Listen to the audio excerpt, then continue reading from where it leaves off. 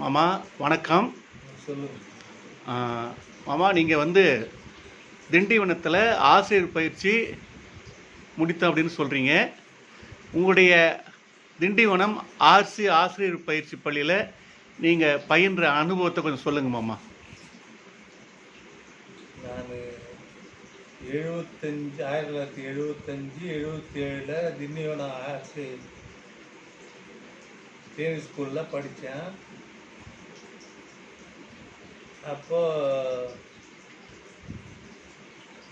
Manager வந்து vs நூர்சாமி என்னை தேனி ஸ்கூலில் சேர்த்து அங்கே சேர்த்தாரு. நான் அங்கே படித்தேன். அப்போ வந்து 30 மாணவர்கள் தான். அதுக்கு முன்னாடி வந்து ஏறக்குறைய 500-600 மாணவர்கள் சேர்ந்து படித்த பள்ளி அது. ஆனால் அப்போ வந்து வருஷத்துக்கு இனிமேல் 30 மாணவர்கள் தான் சொல்லிட்டு முதல் செட்டு நான் தான் முதல் சேர்ந்து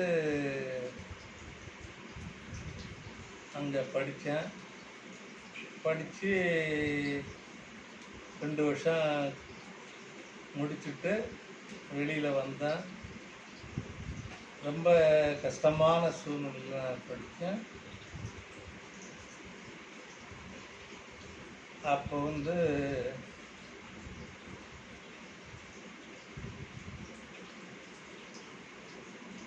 ஆண்ட்ரூ கராப் என்பவர்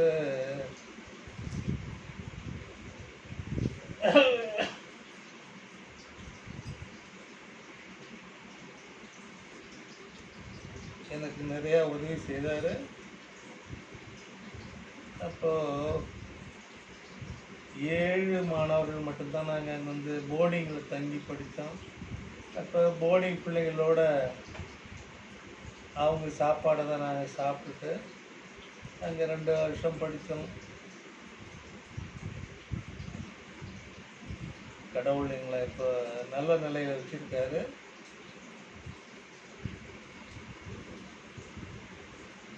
நான் இப்போ அந்த பிஜிடி தாமஸ் கவான் டப்பிச்சு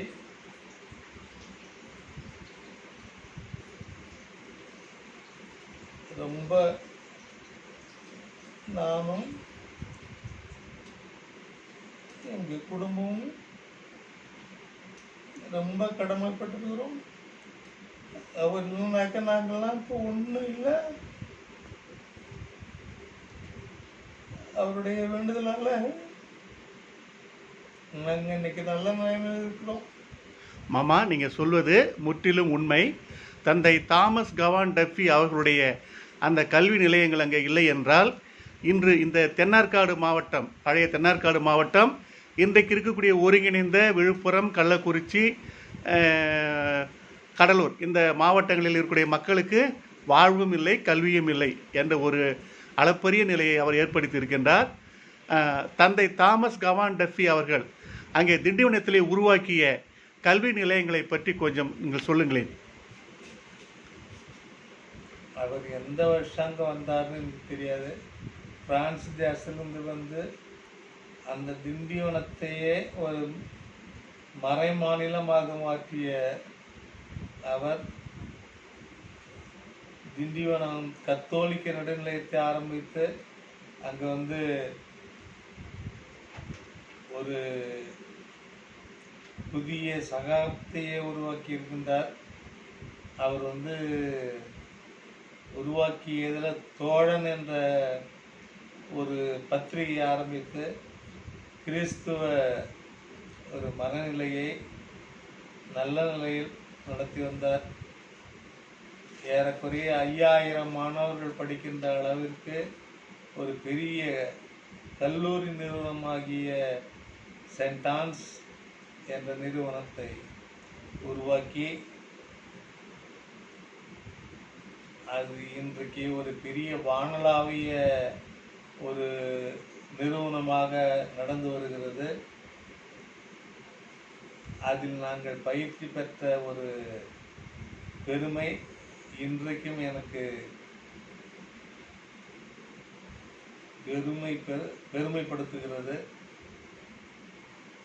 அதில் படித்த ஏறக்குறைய பல்லாயிரக்கணக்கான மாணவர்கள் இன்றைக்கு நல்ல நிலையில் இருக்கின்றார்கள்.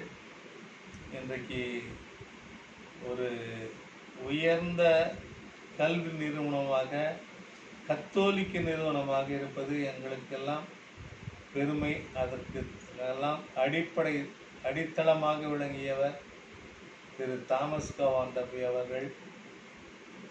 அவருடைய பெருமையை நாங்கள் இன்றும் தினமும் பாராட்டி புகழ்கின்றோம்.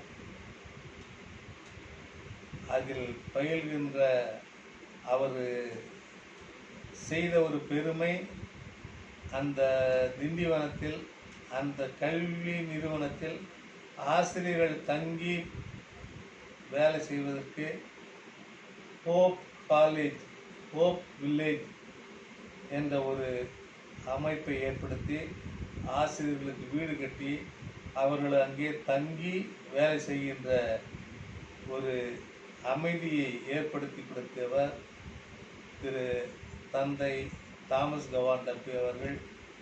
இன்றும் அது நிலைத்து நிற்கின்றது. அதே போல கல்வி நிறுவனங்கள், கோயில்,